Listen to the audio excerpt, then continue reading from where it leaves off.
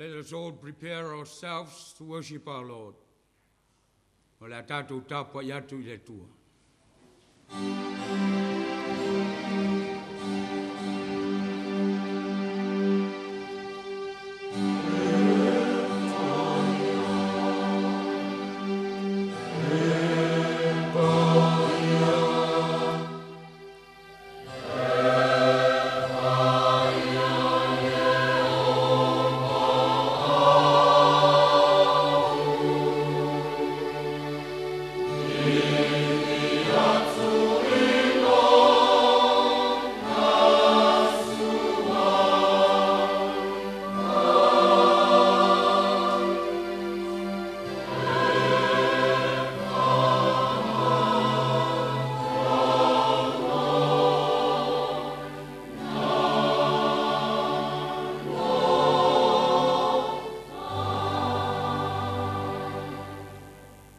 Love is patient and kind. It is not jealous or conceited or proud. Love is not ill-mannered or selfish. Love does not keep a record of wrongs. Love is not happy with evil, but is happy with the truth. Love never gives up, and its faith, hope, and patience never fail. Ono sai le lofa, e anga malu, e le losi le lofa, e le mita vale le lofa, e le whawheteina, e le a mio mātanga, e le sa iria e ia na lava mea, e le whaitaitang o fie, e le whaitau leanga ua tu ina mai nisi, e le fia i le a mio leanga, ai fia i le whamaoni. O le alofa e le māti ai mea uma, le se mea ngata mai aino na whātuatua, ma lona whāmoemoe, ma lona on side. Our prayer of invocation. Tātou tāna. Le li ielo mātou utua,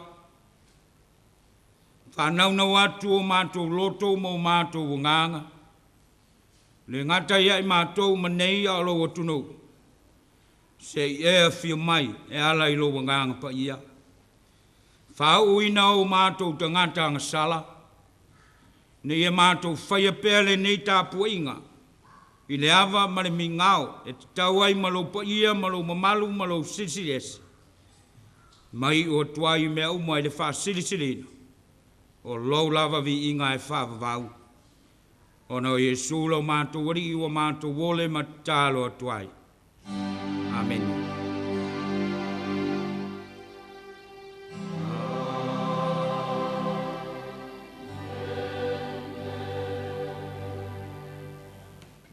Let us sing for the praise of God, hymn 112.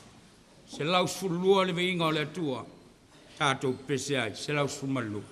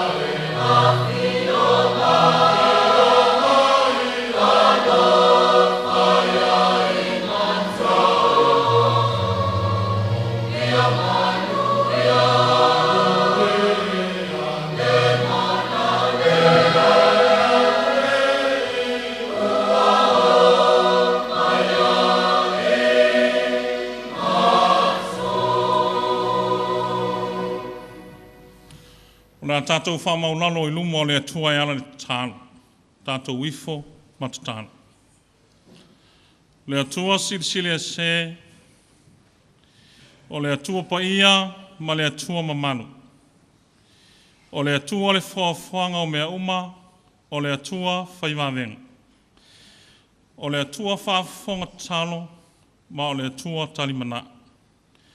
O le atua I manino ma malama lama lo alofa tūnoa, ma lo alofa muti muti vane, I a Samoa ma ono tangata. Whaasifo atu lo watu nuu le ali I e nei afi afi, ma tau te sufi ina lo alofa tūnoa ma lo whamaon, ma lau tau singa I si o mātou watu nuu. O mawai atu na nāwai aso walu atu, tu ta ape o lo watu nuu mai mātou uma I tiute ma whaiva malawa singa le tangata la wai. Ai mai se fo I le atua ni nei tau sanga wha umi ma lo mātou fo launga. Whawhetai tele le atua. E ui lava ne whetai ai lo watu nuu mani tofi tofonga mātou ia. Ai mai se fo I le li ia o whaalawe lave whaane nāturo.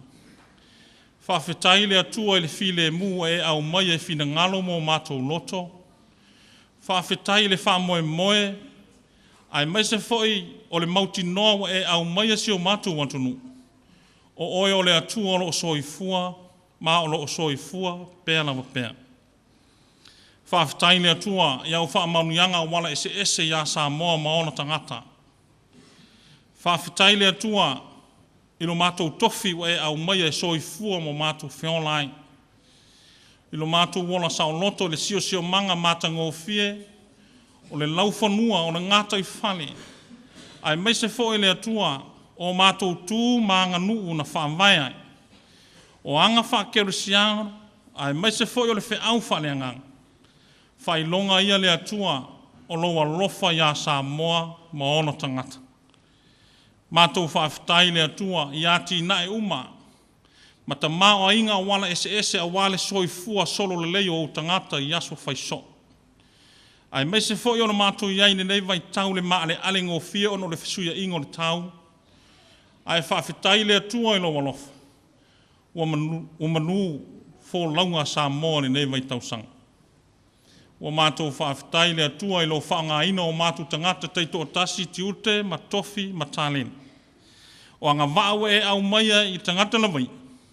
E whaatino I nailo mātou wala uina ofo I nātu I lau fia. I so se wala uina o e wala uina I mātou. Mātou whawhetai le atua. O no nisio mālo te tele na langi o e wala lofa manga le mai. Ai mai se foi o tama whanau o lo watunu o tu tasim ta ape masananau. Au wala I o lo walofa tu noa le atua. E ala mai ere ta mau ainga I whamali I nai o mātou mana. I le aso, ma le aso. Whawhetai le ola, whawhetai le malos. Whawhetai lau tuspa ia o ao mai pe ia te I mātou e le au noa. Whawhetai au mea lofa, e ala le whiau whale angang. Mātou whawhetai ala le tala le leo le whaorotanga. Le soifua ofo ina mai o lo lama lo pelo Jesu Kerisu. Nei au mātou mauai le saulotonga. Ma mātou maua se wha moe moe o se olafo. Pe a moni ma wha maoni lo mātou whaatotua ma le salamo I la ufio. O le mātou whawhetai le atua I le tusai. O le mātou taulanga whawhetai le aunga le I onum. Ai tauia o se mea I longa I le ofo I na ato Samoa ma lo watunu. O le vi inga I lo walofa. O le wha maoni ma le whawhetai. I lumo o la ufio nei maso umai o le whamamau. Ia o mātou tatalo le li ie. O atu lo watu nuu I o luma le nei afi afi. A ua lo lamana e silfi. E anga sala Samoa. O mātou pulu na wina le atua le tutonunga le mua lau whaamanga longa sili. Ia e lofa ma e papatiso ina I mātou. Ma sausa wina lo watu nuu uma. E ala le toto tāua lo lava alo pelo Jesu Kerisu. Whaamangalo le ifonga Samoa le nei afi afi. E a mata mai lava I maunga titele. Se ia o lava ia mātou whanau. Ia o le mātou tatalo le li ie. Le lingi mai le manuia ia Samoa ma ona tangata. E a mata mai lava I whituola. O tumutumo o maunga. Se ia o lava I tinifu. ua mātutu tālo le li ie, whamanuia e kalesia kerisiano whatuina le atunu. Ko lisi whawhai whi au le li ie, lo o tauina ai lau finangalo a wasa moa malona soi fua whale ngā. Le atua ia ia ili manuia o lawa fio. Ia ua mātutu tālo, o ati na e mafua fuanga le malo, a wale solonga manuia ma le soi fua sa o loto o tangata mo neima i elua. Le atua ia e wha manuia ma whapa ia. Ia ua mātutu tālo le li ie. Whātau muawa le wholaunga Samoa. I toi māsino le nei tau sang. O ala lava o lo ia le mātui ma le mangao. Le li o le lanolangi mana mai le. Ai ua mātutu tālo whātau wānau le atua. Tau taila ua fio e manui ai. Ia o le mātutu tālo le li ie. Whamanuia i lo mātou lau whanua. Whamanuia le ngā tai whale o lo watunu. So se ati nae o whātuina. Le atua ia i le manuia o lau fio. Ia o le mātutu tālo le li ie. Whamanuia i tama whanau a Samoa o tu tasim ta ape masalana. I Samoa ma le lanolangi whafu. Ai mai se fo i le angātua mātou whanau i si ui o le reitau sanga whale au au. Le atua turi loa ina lo lātou soi fua o fo i nātu te tae au ma le au au. I le anga le nei o lau mawhi. Ia o le mātutu tālo le li ie. Le lanolangi whafo. Lo whapeona mā whona mai lo nātu tamau a inga wasa moa le li ie mō nā tina. Ia whapeona whamanuia lau mawhi. Ia o le mātutu tālo. O ai o mamai mati ngā ina. Ia whapeona vai ona lo wanganga ia te lātou. O ai o whanonoa. O ai o whimisa e me fultua. Ia whapeona vai malu o au alofa ia te lātou. I lātou wala i whare pui pui le li ie. Vai mā whanawhana no wanganga ia te lātou. Ne i o lātou la ngona ina le lotu salamo. A o whenga iei mo lātou whasalang. Ia o le mātutu tālo le atua. Le ofo i nātou le soifua. O lo watunu o lo whengai au nanga lau tele ne pong sa. A walawa le soifua manuia ma le soifua sa o loto au tangata. Pui pui ma leo leo lo lātou soifua le file o le pōri ori. Ma ia maua i lātou le tonga malie ma le soifua fia fia. E ofo i nātou lo lātou au nanga iala le soifua ma leona. Ia o le mātutu tālo le li ie. Le lalo langi le vesi ono le suenga le pule ma le malos. Le antua ia iei le anga le leo la wafia. Ia o le mātutu tālo le atua. Mātou mā fau lau tuspa ia. Mātou tui nātu pe i o luma i la wafia. E te ulu matafu lau i ai o finangalo lo watunu uma i mātou uma. Pe se aso o finangalo. Ia o le mātutu tālo. Mātou mana tua ni nei afiafi. Se tasi o tūtino le nei puleng. Le atua i lei lava se me whaingatā i la wafia. Ai e anga le lei a te i lātou. I o mai se aso mātou te ngānu nue ai. Mātou wheo e ai whaatasi le tino e tasi ma le loto e tasi. A wala wafia o malau tala le lei. Ia o le mātutu tālo. Whaatasi ma te talo lilo e te tonu i o mātou loto. Le atua whaia lo fina ngalo a leo le mātou lava whaatau manau. I lo lava suafa Yesu. Lo mātou ali whaola e tō tasi o mātou ole ma te tālo atua e nei. Amen.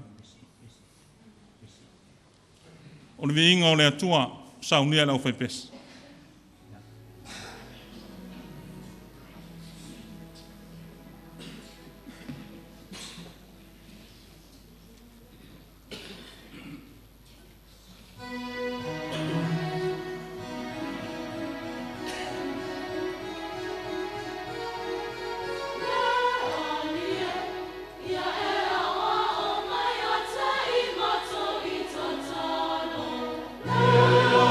Yeah.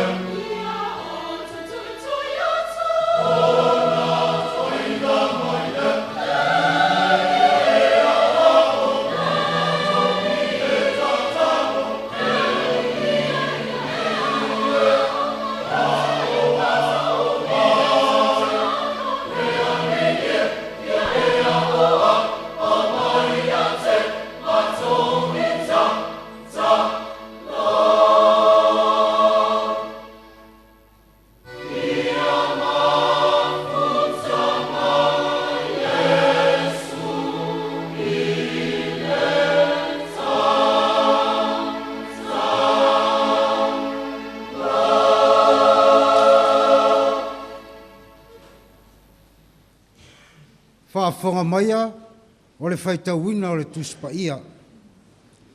Tusi whiwhilia mai le whenga inga tuai. Tusia e seta.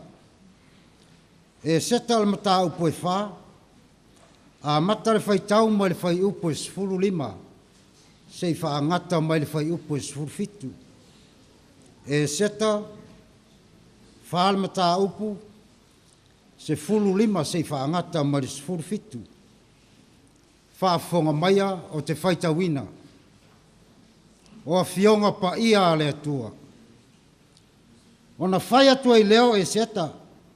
Ia tali atu ia Mordecai. Alu ia oe. Ia e wha poto i saiu tā uma. E o i ai i suisana. Ma ia anga poni o tau ona wao. Aua foi ne i o tau ai.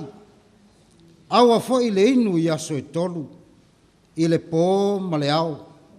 O au foi ma loo ngaru teine.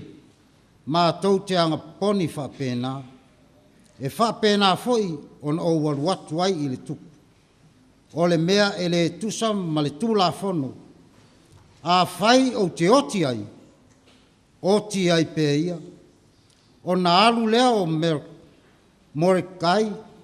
Mana whaia o mea uma e pei o na polo ai atuai e seta i a te ia.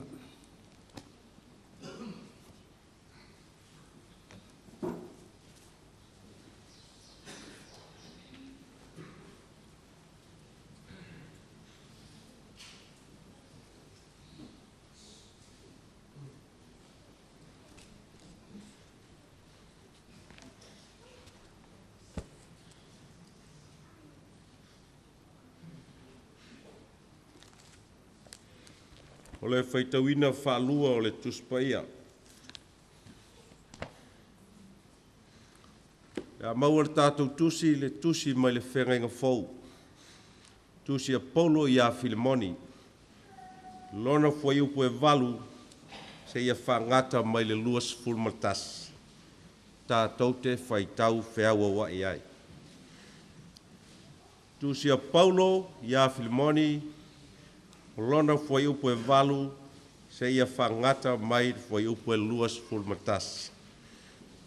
O a fionga pa ia alo tātua tua.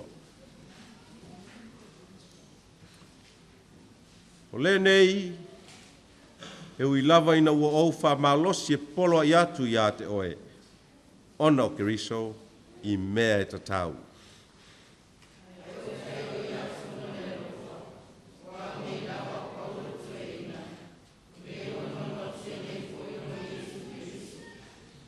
O te ai o iatu i a te oe mo loo atali o onsemo. O lena whanau e au. A o noa noa ti au.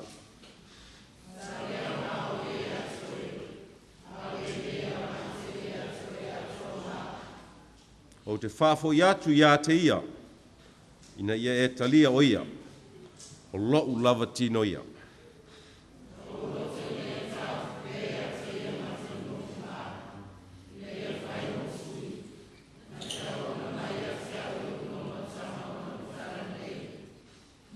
A o te le fia fai se mea e tasi, pe a le tō mai saupule. Ina nei pei o se mea ua wha tawana wina lo wanga lei mai. A ia whaia ma le loto.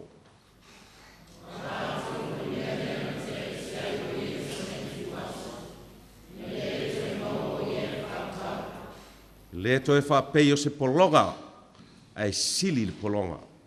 O le uso pele ia ia te au lava. E le sili ea o na whapea i a te oe, i lale tino a toa ma lale li.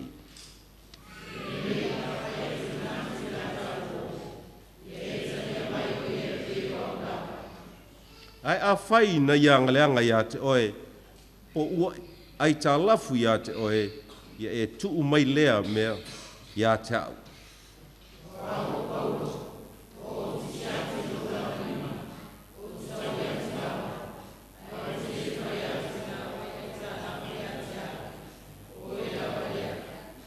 Moni lo usoe se ye fa fia mai a te au i le li. Na fa mafana mai ia i lo loto i le li.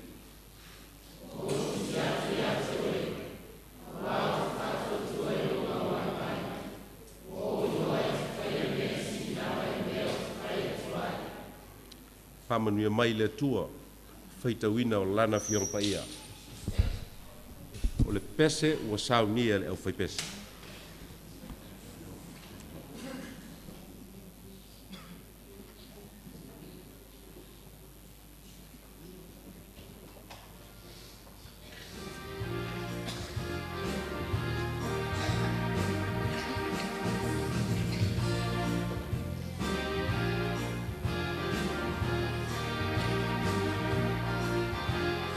Savaii,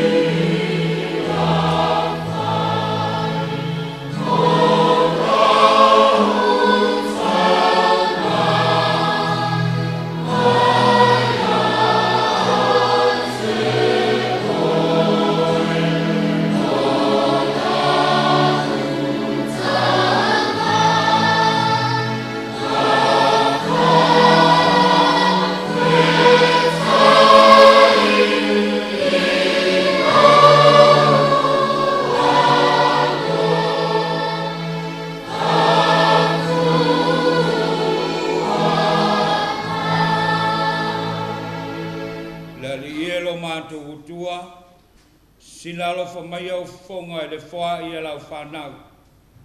Ui lawa nei titi ma whatau waa, o mātou wofo inatu whatasi ai mau mātou tangata ato toa.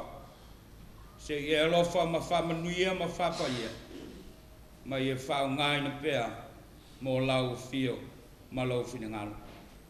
Ono Yesu lo mātou wari o mātou wole matalo atuai. Amen.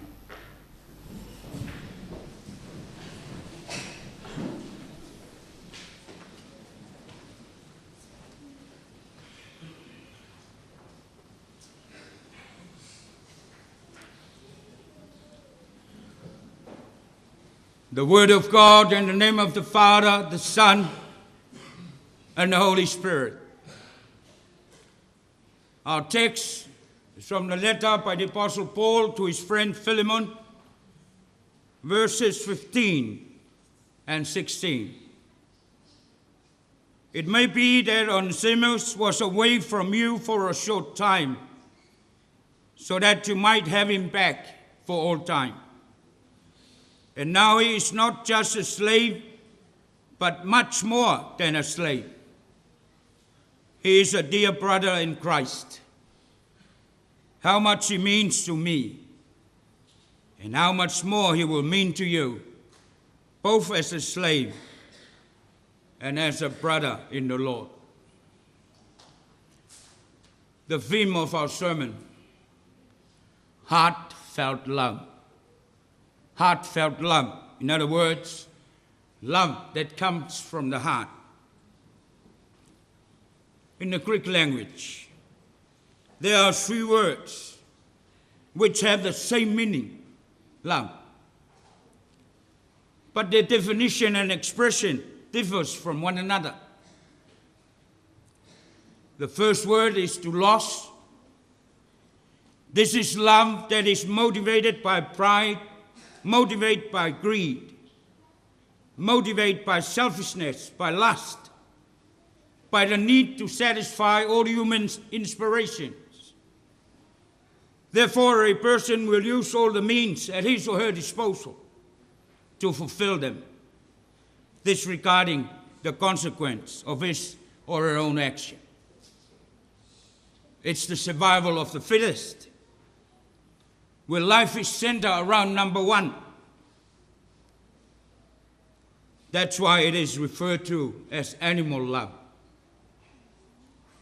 The second word is philos. This is the love between friends, the love where friendships are based on. Even this love is not permanent, because it only remains fresh and strong when the going is smooth and plain sailing. But once it gets rough and life is surrounded by problems and hardships, then it starts to wither until there is no more. This love only remains fresh at the beginning. But as life goes on and people change their ways and change their appearances due to old age, then it goes stale. That's why we are witnessing nowadays plenty of broken marriages and plenty of broken families. The third word is agape. This is unselfish love. Love that has no boundaries. Love that treats everybody the same, regardless of their status and situations in life. The love where a person will always be ready to extend a helping hand to whoever is in need. The love where you put others before yourself, and you are willing to sacrifice everything you've got, including your life, for the benefit of others. This is the love of God, ladies and gentlemen. And it is this love of God that the Apostle Paul appealed to his friend Philemon, whom he had converted to Christianity, to feel in his heart for his runaway slave Onesimus, who was also converted by Paul in the prison in Rome. And this was not an easy thing for Philemon to accept, considering his position within the community. He was one of the powerful, one of the richest men in the city of Colossae, and a prominent Christian of the Colossian church. Not only will it bring shame to his face, shame to his family, but it will also bring shame to his position in the city and the church. There was also a standard Roman law for runaway slaves. They must be executed when caught.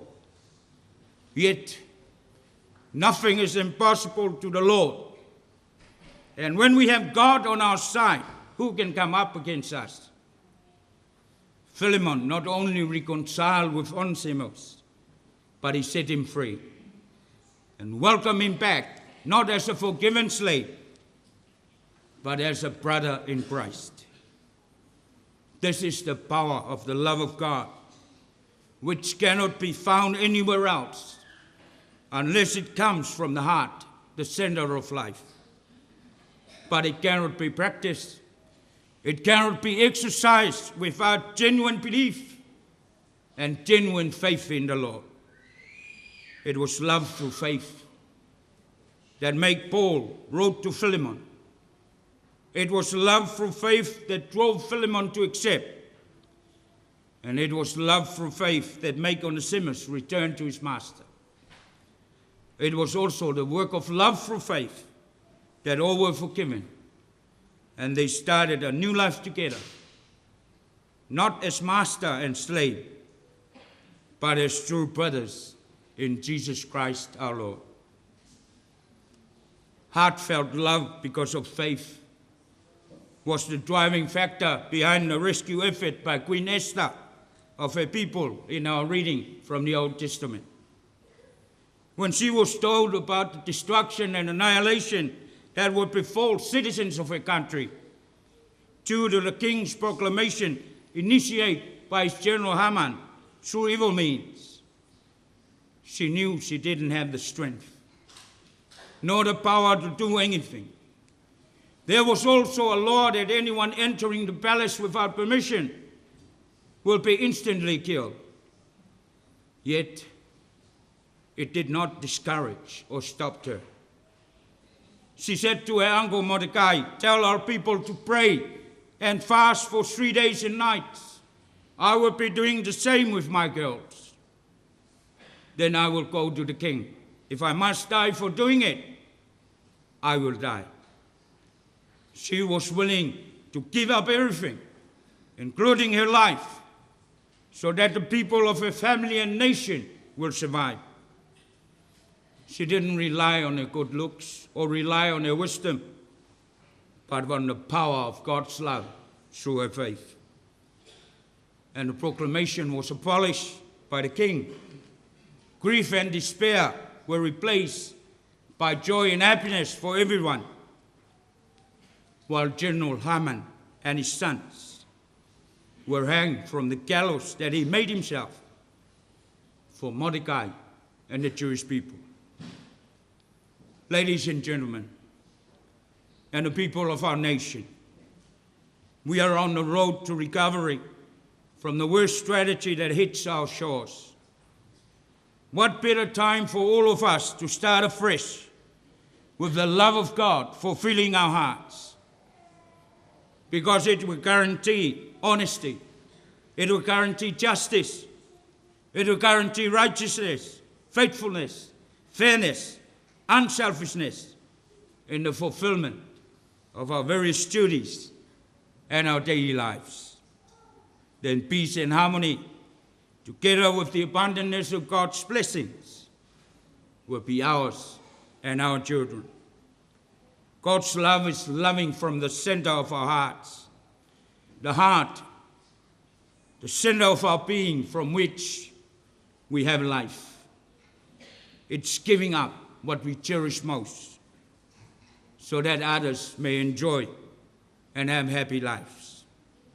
So let us all look within ourselves, whether it is this love of God that motivates and drives our daily lives.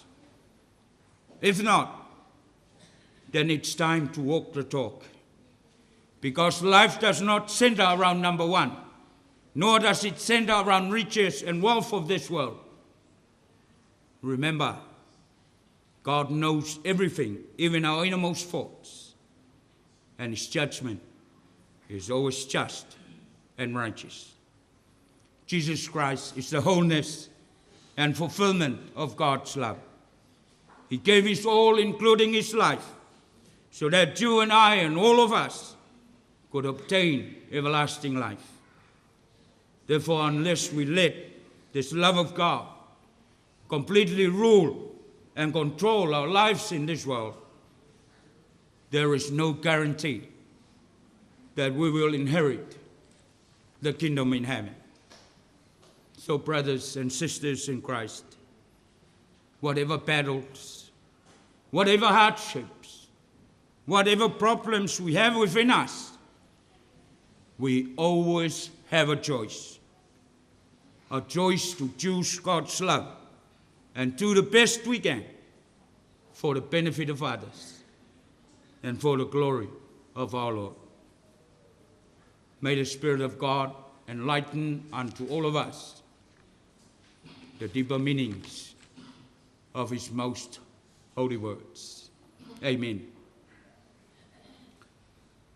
Maua tātou matua ma le tusi o Filemoni na whaitawina, lona whai upo surulima ma le whai upo suruono. A wā a tonu o le melea na te e se ai o ia i sina i tuwaso. Ina ia e toi maua o ia e whawavau. E le toi whapei o se polonga, a e siri le polonga. O le uso pele ia te au lava. E le siri e o na whapea ia te oe i la le tino. A tō malaleli. O le manatu whamamafa ma autu iai ma whauwhaunga mo tātou Samoa. A lofa e la ngona i loto. A lofa e la ngona i loto. Ia pe whape voi, o le lofa e sau ma le loto. O le moni o le lofa o le atua, o le wha mai leo ana ngā luenga mamana i le amtanga. A o le fisili. E lofa moai.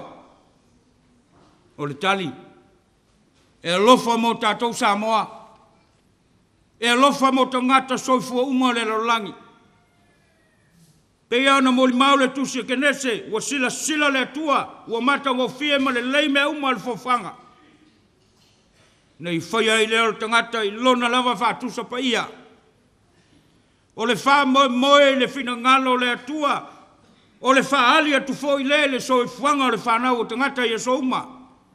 Le lofa moni lea. E le ngata i le mao le istangata ma le istangata, a le vafo e le tangata, ma le na whaia o ia. Peitai. Pei lava o no tau sila fia ma tātou loa, ua leo ngatasi le fitia ma le umele. Ona ua leo si usita i le tangata i le tua. Ma ua le wha maori e fo le lofa, ua wha ali atu lona o langa. Le ala le ngā le whetaya i peo lo tau soi fua ma so mātou wola. Whetaya i peo le whanau tangata i le rangi ma malama popo ngā. Wa o lava i le tunga mau. Peitai. E le whapeo ua whawhano ai ao le tua ma le tangata nei e whaia. Ona o le tū mau peo le moni ma le whamaoni o lo na lofa. Le lofa le wha le tua. Le tautala iai la apostolo Paulo i lana tusi a Filemoni. Pei ona tātou whaitawina. Sa moa tātou ngana. Tasi lava le upu o le lofa. Whamatala ai tu ai ngā lofa e sese. A le ngana e leni, e tolu upu, tu tusa le lei o le lofa. A ese uma o lato winga, ma le whatinonga. O le upu tu los. O le lofa le tuli mata ngaua i lava le tangata, le whamalia ina o na langona, maona tu ina naunga wha le tangata. Lona winga, o le lofa e teu mua whale. O le lofa e ngata i la ngutu. O le lofa e whapito. O le lofa e fia whai mea ma tau whase. O le lofa e tau whawalea i tangata. Ina ia mau ai le mea manao iai. O le lofa e mata pea, manao lasi. Ma ele aise manatu mamafa ile isi uso e a whaina matinga ina. Le tioa a tau le lofa lea o le lofa wha manu. Se tu loulo wha whonga anga Samoa. O le upu filos. O lo wha matala ina o le lofa wha le wo. Ia e ofo le lofa lea le tumau. Le anga o le lofa e vavai lau mata. O le lofa e vavai masei. Le lofa e ngata lava le moni taimi e solonga le lei ai mea. A wha ngai lo matotu ngā ma wha whitauri. Nga wha maa munu lo lea. Le lofa e ngata lava i taimi a mata ma popo faure wha maoni. A tea leo le mamosi ma suia foringa vaia. O na ura vale lo lea. O le upua ka pē. O loo wha matala inai, le lofa moni wha le tua. Le lofa e leini ono pātua oi. Le lofa e tutusa lava taimelo sou ma taimelo malu. O le lofa e wha maoni ma ami o tonu i taimi uma. O le lofa e le vavai masei, ai nau e tausi le file mu. Ma le whaarwhani o tangata uma. O le lofa e wha asofia ai le tangata na te whaia me le lei, ai la whai me leanga. E nau ai fwoi e fiso swani, ma lave ai. I so se tasi e mawhatia. O le lofa e wha mangalo, ma wha ngalo, i teimi uma. O le lofa e whaia e fwoi, winga le lei, ma mionga le lei, le isi uso a tangata. Pe ia le whai lo uso moni. Ma lo wa inga moni. Le aka pelea. Le lofa moni le wha le tua, e le maua lava se isi mea. Se vana ngā u sau me le loto. Se vana ngā ua moni le langona i tono le loto le tangata. O na mawhai lea o na whatino. Nea la nau le nao la apostolo Paulo. Ia maua e lana uo fili moni, le lofa moni le wha le tua. I lana au auna malpolonga on semu. Wa Paula va leo le lofa. E mautinoa wha manuia mai le tua tangata. Pau foi leo le lofa e mautinoa e maua ia le tangata le ola e wha vavau. Filemonio le mauoa i le ai kolose na li liu ia Jesu Keriso i talai ngā Paulo. Lona whare foi sa whai e tapua inga ma potpoto ia i le kalesia kolose. E tapua ia i le tua soifua. O ni se mol polonga a Filemoni. Na sola ese manga oi le tele o mea totino alon matai. A fitau i ma le apostolo le wharpipui Roma, ma li liu ai a Jesu. Ma le nau ta ingo Paulo. Ia foi o ni semo i lona matai. A wai le foi ia o na whawhita auri i lona sola ese. O le mafuanga leo le tusi le nei le apostolo. O lo whaolo lo maaua i a Filemoni, ina ia o malangona i lona loto le lofa ia o semo. Ia ta lia mai o ia, ele o se polonga, a se uso lava, ia te ia i la leli. Awane i Savaii o ia, a ia whamangalo. Ia lave aina, wa le uso moni lava ia Keriso. Le ngata ina nau Paulo, ia maua Filemoni, le lofa moni le wha le tua, a le foi whatino ele soi fua le apostolo. Tātou te ilo lea ilo na whapeati a Filemoni a iaini meo no foi tala foi on semo e atoe. Whaitali a o na tongi atu, pe auto e ruat. Le lofa lea wha le tua, e le ma whai o na langona le tangata. Fia pe e ola e loto le angsala, ma le amio le ang. Se vana ngā le tangata ua salamomoni, tangata ua whatu tua ma talitonu le li. Taria le leia e Filemoni le fautuanga le apostolo nuesi. Ma ua whasau ina ele ola on semo. Wa le tau i le polonga e sola ese i lalo le tulafono Roma o le fasiotia. Wala ona talia e Filemoni le nei le lenga. Ona ula ngona moni lo na loto. Le lofa whakeriso. Le lofa lo iai le nganga wha mangalo ma whangalo. Ma le whai mea lei mo le tua. A toa malesi usu atangata. O le o fo i o le langona o le lofa moni fa le tua le loto le masiofo e seta mo tangata lo nanu o saeta na ia le no fono fai ina ua maua le tala i puapo ngā o le alato whawhengai Au ngalu lo e fatino se ngalu ngala vai e mau ai lo na nu le manuia ma le file mu. O le ngalu nga fa tau nu.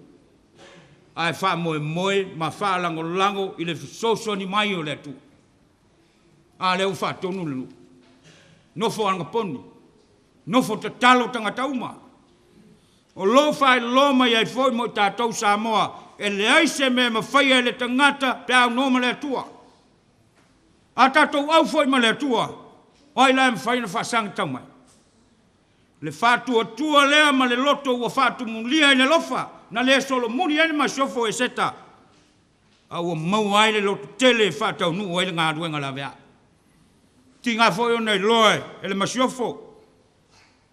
O lo o iai le tu la fono e fasio tia le tangata e tu fua le loto ama le fale le tupu.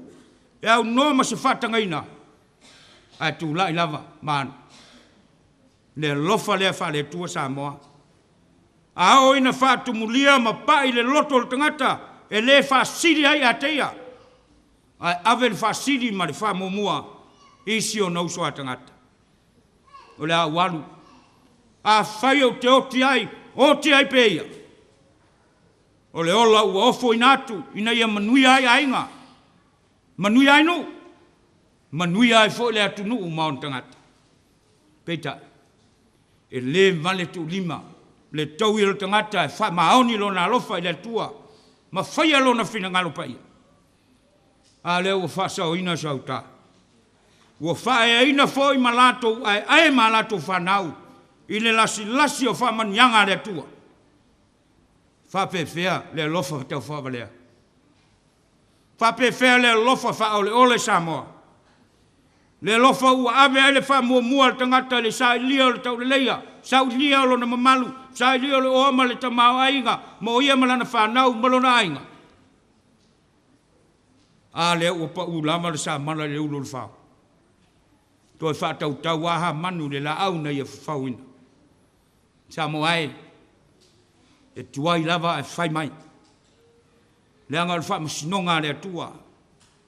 E wha maon. Maami o tonu ia. Lo tātou atunu pe le. Ma tātou umai le nei sa pati pa ia o le tua. O le wha manatu le nao le tala lei. Se iau tautou e sila ai. Ma mātou toi vāma ai. I lei tua i ngā lofa. O lo wha tino i o tātou tofi. Wha tino i o tātou tute mai le tua. Tono tātou ainga. Tono nu. Tono le kalesia. Tono le atunu umai malo. Ne lofa moni wha le tua. E te tau lava na amata i tono le loto i whale. Mai leo le teu mua whale.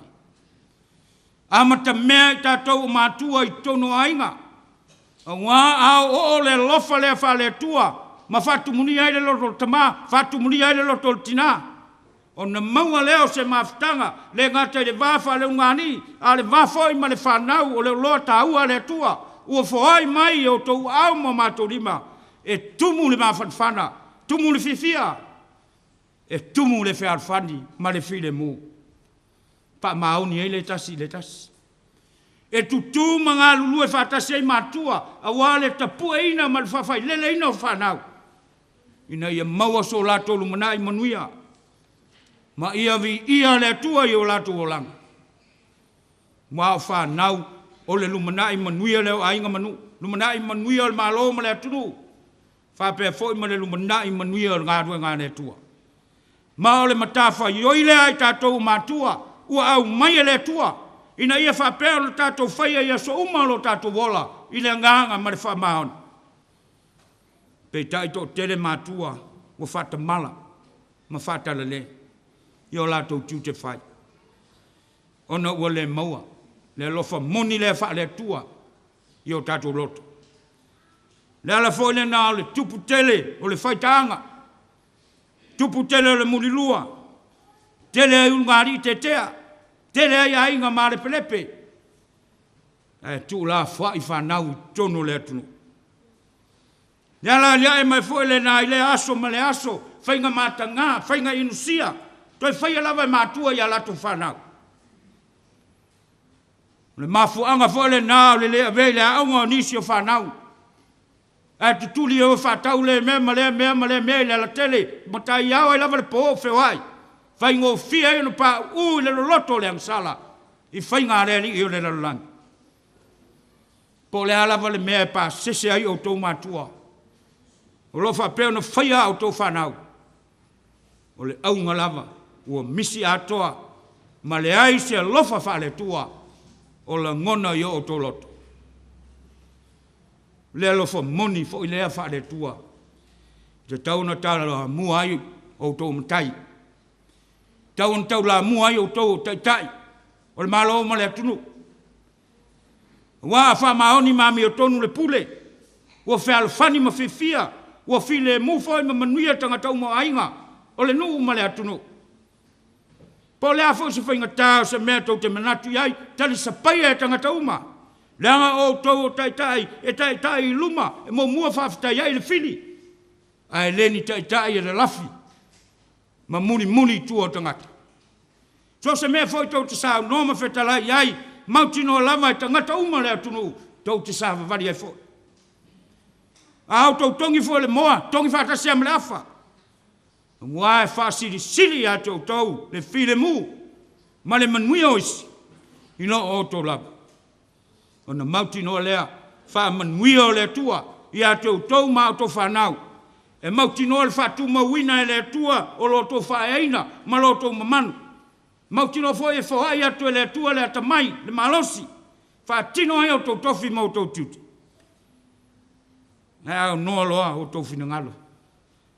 Ma lea lofa lea wha lea tua.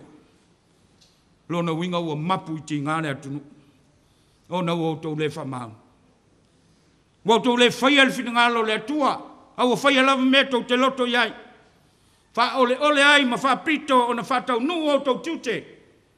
Wā ua sa ili ai lo tau le leia, sa ili le tamau aiga, i le afu o tātou tangata. Ai au na mana tua pesa moa. Sila fia e le tua mea uma, e o lava i mawha whaunga lilo o tātou loto. O mea uma foi o tau au ma mātou lima, o mea le atua, ai le nia tātou mea, pule foi le atua, i le taimi e foai mai ai, ma le taimi e avese ai. O na whengairo leo le tangata le lofa, tangata le whamaoni, ma mala, ma popo ngā. Le lofa moni foi wha le atua. Te tau ona whaatu mulia ai o tātou loto, tau ona tau la mua ai tātou la foi lotu, ma tai o i kālesia. Ona o le manuia le nama le solonga le lei o le wheau ma ngā ruenga, ua whiwhilia ma wala awina iai tātou al matai le langi. E leo se ngā ruenga e vei tātou ma pule o tangata. Pe vei tātou ma pule o nu. O wā o lo o fio i le langi, le pule au le ngā ruenga, o lo tātou ngā rurue ai. E le sa ilia ai fōni o tātou ma manu, le sa ilia ai le tamau ainga. Ai a vei tātou ma whātaita inga sili o le ola whālenganga, le ola tautua, ma le ola au auna o tātou tangata i le tua. Tātou atu fo i e fisi nisi tangata, ata toso whātata nisi. Pe tau o tangata te lepe leti e whaali ai lo tātou whai me le lei, le ai. I tusa tangata uma, e le tātou vai. Tusa lava tangata, ma malu ma le leta o loa. Tusa le mauoa, ma le mativa. Tusa le tangata poto, ma le tangata e le ilose mea. E le wha foe loa, e le lofa le wha le tua le tātou walawina, se loa ma le whatinonga o le whao man ngāruenga. Le lata mai fole nā mala ma pupua ngā ma le wha lumaina mo i tātou. Tō fiela o whai ngāruenga, tō i lalo le te apolo. Ona o le whatomala. O le tau walea o le tō tasi po le ale ka le sia, o tau walea o male nā o tātou whaiwhau. Tau walea fole nā o ka le sia, a siri ai. O na tau walea le suafa wha pele o le atua. O le e ana le whiau ma le ngā ruenga. O lo tātou ngā lulu ai. O i nisi o tātou nunga o iai o tātou tangata. A tala i atu iai wha lave me whai a inga manu mai ka le sia whai mai wha mani atu. Ua sā le mātou tapu inga, un toi whaia me wha pena. Wheo iai le lofa le a wha le tua, e le inyo na pātua oi. Le lofa e tutu wha tasi, wha mama venga ai le tasi le tasi. Le lofa e mawhanawhana e mawhaalwhani mawhutanga i tonu ainga o nuu mai kālesia. A whai o tineia e ia tali tonunga le lofa le whaale tua. Lona winga e leo se me moni, a me pepelo. Tusa lava matala inga e leo ave le wha mua ma le wha mafa ia Yesu Keriso. Malona maliu malona toi tu, ma le tala le lei o le whaalutanga. Se vai pere o lo matau i le tua. Ma lo matau i lo usoa tangata, ma le sa i leo se no whanga fifi le mu. Wa e sau wha ia ina. A whātu mulia loto tau le whanau i le lofa lea wha le tua. Mautino lava e manuia lo o tau tau mawhai. Wa fo i tau te ola usi ustai ai. Ma moni lo tau lofa i mātua. Tau te wha maoni ai fo i matino u le tawivi. I le so eino le poto ma le atamai. Wa po le alava le alo lofa o mātua i ato tau. Pau lava le matunga ngai whai. Unai o tau i lunga le apawhai o aonga. Alo tau tau unga le tumutumu, mea lava le nā o tau whai. Le lofa la lea wha le tua. E mautino ai tau te ausia, le sini o lo o tau wha moe. No o tau whiu lava lea so sola. Tau te whiu le lafi. Ai o atu ama malu. O atu ale o ama le tamau ainga. O atu tau leia. O atu o e tele. O atu wha manuanga tele. E sue ia te o tau. A whai le ngona i o tau loto le lofo moni le wha le tua. Mautino fo i le tau lau o lo o tau wha moe. No to polonga le o sa idi wha manuanga ia. To tele o wha luma ina ia inga manu. Tau wale ai le tunu, tau wale ai e kālesia. Tumu e fo i tawhai ngata. Ma mai ma wai le soi fua ma le ola le tua. Ua pule i ai. La ngona le ngana whaftai tele ma au ma le minmusia. Wha maa whola iei au tangata si o tātou watunu, tangata o maa loo mai whafo. Ona o le whalawe lawe whanātura tātou wafi ai. Maa o te talo, ia whātu tumu atu e le tua mea o whangangoina, ma saa sau to lasi atu lo na manuia, ia te o tō uma. Maa tali tonu le ngā. Le lo wha moni le wha le tua. Maa fuai lo lato wanga le lei. Wa tātou tele so iwi so toto, ma to tele o latou. A o le lofa wha le tua e le aino no pātua oi, le lofa e le wha i longa tangata. Whai ngō fia e me om. Le anga o le lofa e mua i a wha lo loa le lima o tangata whātua tua. E so swani ma la vea i so setasi. E mawhatia. Ma tingaina. Tele se leni. Tele tau mawha. Tele lava lava. Tele o loa ese, ua tafe whawai, tafe mai tono si o tātou watunu. Ma le tua lalo. Mo i nātou umalo ngafa ma le whasoso ina o le nei anga le tele. Tangata nā fia ma mawhatia o tātou watunu. I auto la ngona le lofa moni wha le tua. Whātau nuu ai le tō mta whaioi. Awa nei whaia ma se tau iai. Pe tu polo tō whasoa. Ai whaia ma le whamaoni. Fai ma le ame tonu. Na le ngata le wha manuia le tua ia tau tau. Ai vi ia e fōilon swafa i mea o tau whaia. Mo le mamanu le atunu na fia ngā rolo. A fia i whalawe lawe whafosei. Peno i ei whalawe lawe tau tavale. Mau pēr le tō vai le tua. Wālo nā lofa. Tu mau lava lea e o le whawawau. O le lofa foi le na ua ne mapu le puna pe yo o tau fina ngalo e ala ilo o tau whātou tua. O na to e sa sau tu lasi mai ai leo wha manuianga le tua. Mo o tau, ma o tau whanau. Tamo ai. E lea o ia la upuata ma whainga. E le whatonu ina foi e le matapia le manaia. Ai tata longo pe ma se whau. Le anga o le manuia o se o tātou atunu. Mo ata e au malinu manai. O le nā ui o tau au. Ma ui o mātou lima. Ma o le nau nau tainga. Ia si la fia e tangata uma o si o tātou watunu. O tofi ma tiute uma o lo tātou nganulu e ai. Nā le toi ngā tofi, nā le tua e ngā tiute. O tō whinga ngā le tua mo tātou Samoa. Ma e au fo i o na whātino i le lofa moni wha le tua. Mea uma tātou te whaiai. Ma pau lava leo le lofa moni ma wha maona. Ma e tupu lau siusi, tupu lau ola le lofa lea wha le tua, i o tau whina ngalo mo mātou loto. Pea tātou wha maoni Samoa. Ta tātou to anga te talo, to anga ana pongi le tua. Le taua le nā o tātou manu. Taua le nā o tātou tāpua inga. Ulu fale mai a inga, ulu fale mai no, ulu fale ai ka le sia. Mai lava i maunga te tele eo i maunga iti. Tātou te ave whātasi ai le vi inga ma le whaafitai le tua.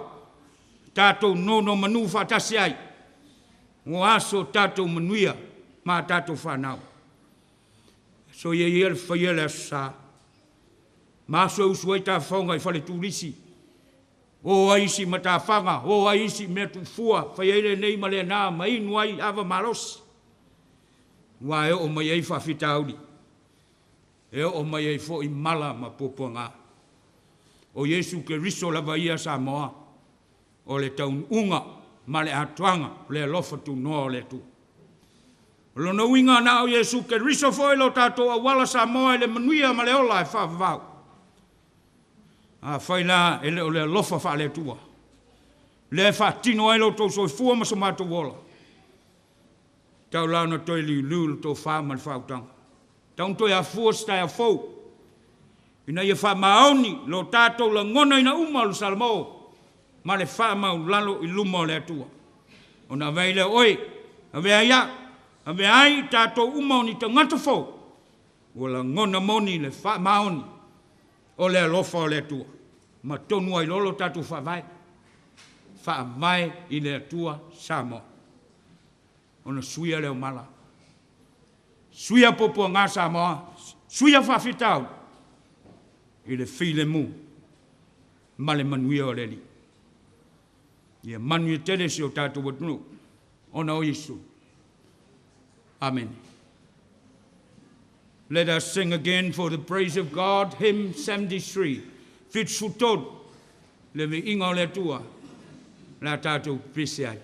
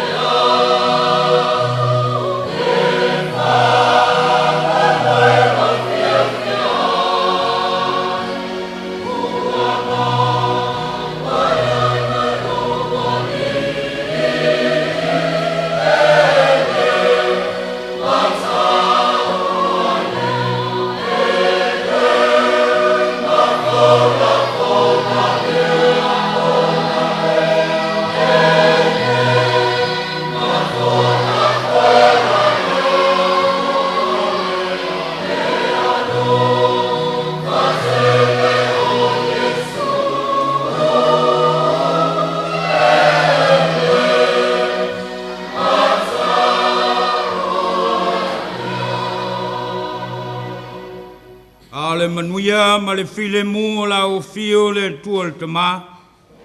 Le lofa siri siri se o Yesu Keriso lo mato wari ma lo mato faola. Ma le mafutanga e whavavau ma lo lavanga ngapa ia. Tu maule i lungo i mato umanei. Tu mau i lungo si o mato watunu o Samoa. Ma lungo lau whana umai le langi.